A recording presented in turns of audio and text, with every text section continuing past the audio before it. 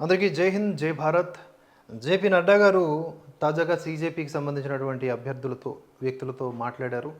మాట్లాడిన తర్వాత ఆయన ప్రెస్కి ఇచ్చినటువంటి బ్రీఫ్ ఏంటంటే, వాళ్ళతో మేము కూర్చున్నాం, 2 గంటల పాటు చర్చించాం.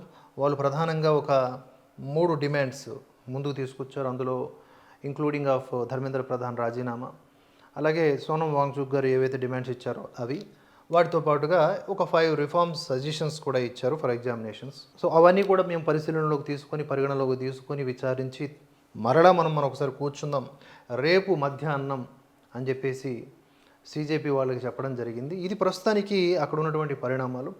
ఇక్కడ సీజేపీకి సంబంధించిన వ్యక్తులే కేంద్ర మంత్రులతో, ప్రస్తుతం ఉన్నటువంటి కేంద్ర ప్రభుత్వ పెద్ద మనుషులతో మాట్లాడుతూ ఉన్నారు.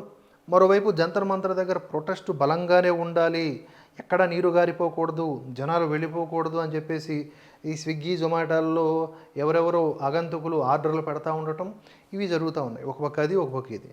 చూడండి, ఒక పక్క నుంచి చక్కగా నరుక్కుంటూ వస్తున్నాడు అమిత్ షా.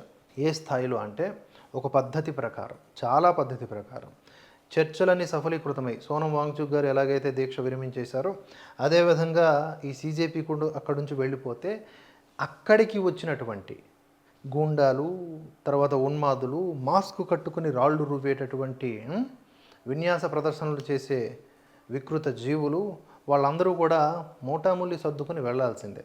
లేదనుకోండి ఒక్కొక్కరికి చింతపండు అయిపోద్ది, ఈపు చింతపండు అయిపోద్ది. ఇదే జరుగుద్ది. ఒకసారి ఆయన ఏమంటున్నారో చూద్దాం.